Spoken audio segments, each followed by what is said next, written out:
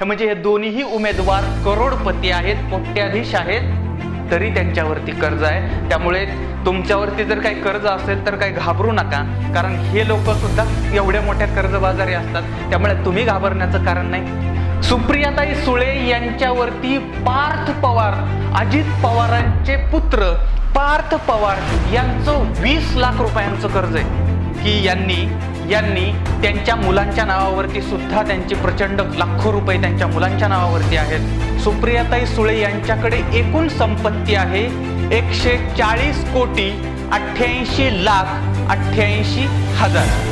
तर कांचनताई कुल यांच्याकडे एकूण संपत्ती आहे 4 कोटी 75 लाख 72 हजार प्लस।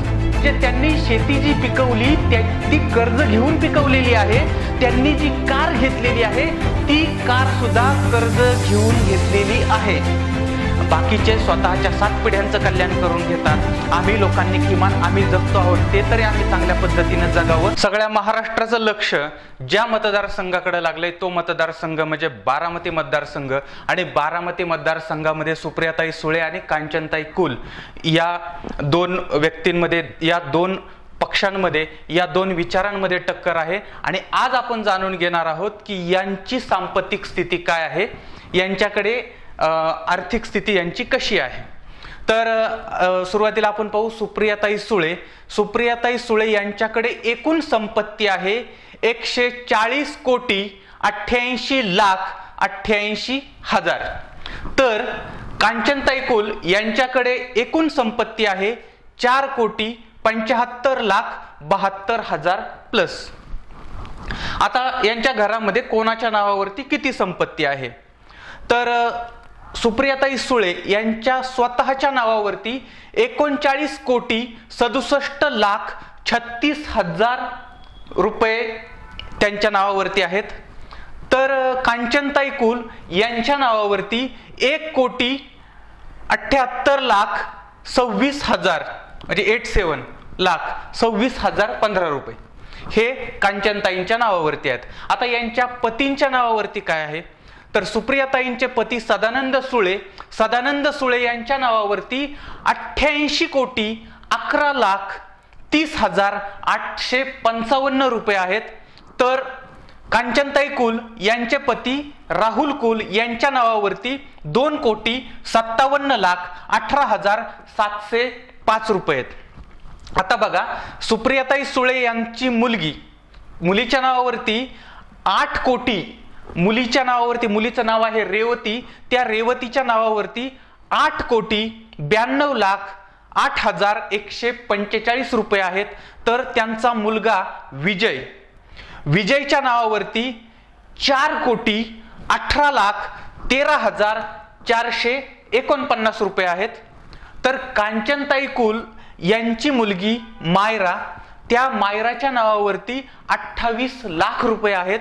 तर मुलगा आदित्य त्यांच्या नावावरती 3 लाख रुपये आहेत। आता आपण यांची जर जमीन बघितली, यांच्या नावावरती जमीन किती आहे, तर सुप्रियाताई सुळे यांच्या बारामती तालुक्यामधील माळेगाव किंवा ढेकळवाडी किंवा त्या परिसरातील 6 हेक्टर 76 आर शेतजमीन त्यांची आहे।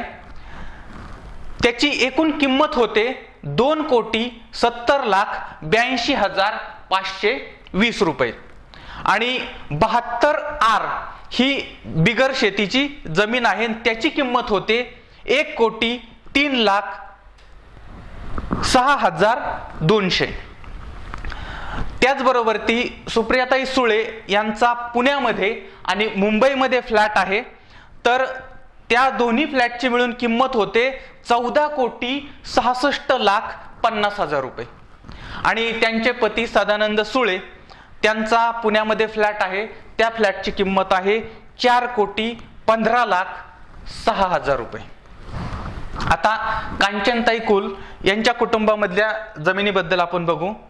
कांचनताई कुल यांच्या नावावरती शेतजमीन नाही, पण पुण्यामध्ये येरवड्यामध्ये 1170 स्क्वेअर फुटाचा त्यांचा फ्लॅट आहे। त्यानंतर राहुल कुल यांच्या नावावरती 21,284 स्क्वेअर फुटाची बिगर शेतजमीन आहे, बिगर शेतीची जमीन।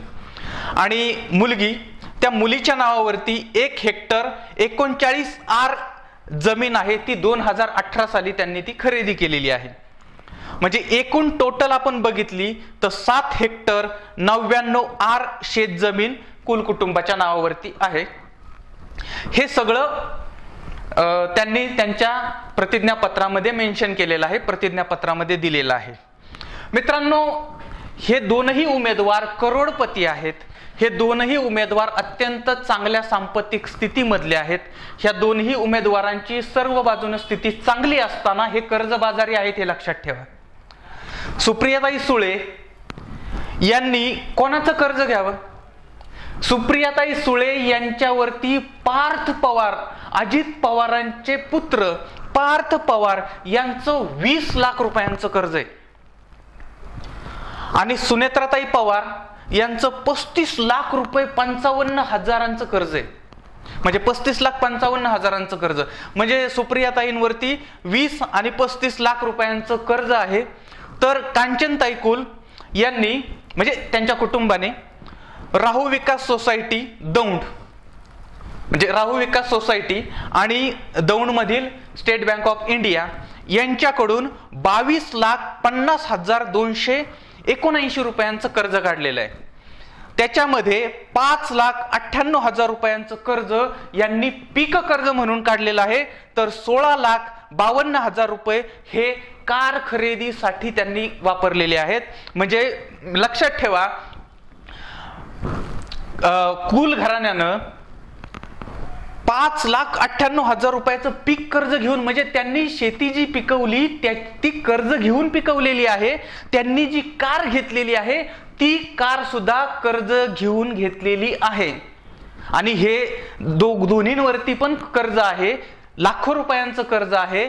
आणि ह्या दोन्हींची संपत्ती 140,88,88,000 आणि 4,75,72,000. म्हणजे हे दोन्ही उमेदवार करोडपती आहेत, कोट्याधीश आहेत, तरी त्यांच्यावरती कर्ज आहे. त्यामुळे तुमच्यावरती जर काही कर्ज असेल तर काही घाबरू नका, कारण हे लोक सुद्धा एवढ्या मोठ्या कर्जबाजारी असतात. त्यामुळे तुम्ही घाबरण्याचं कारण नाही.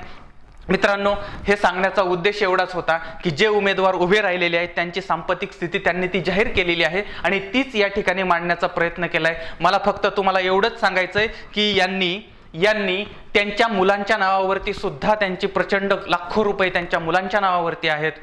आपण एवढाच विचार केला पाहिजे की आपण आपल्या मुलांसाठी, ह्यांनी यांच्या 7 पिढ्यांचं कल्याण करून घेतलेलं आहे. मला यांच्याबद्दल काही बोलायचं नाही. ह्यांनी त्यांच्या पद्धतीनं त्यांनी त्यांचं कार्य चालू असेल. आता ह्यांना जी काही ह्यांची संपत्ती असते त्याच्यामध्ये आता ह्यांनी जे मेन्शन केलं तेच मी सांगितलं.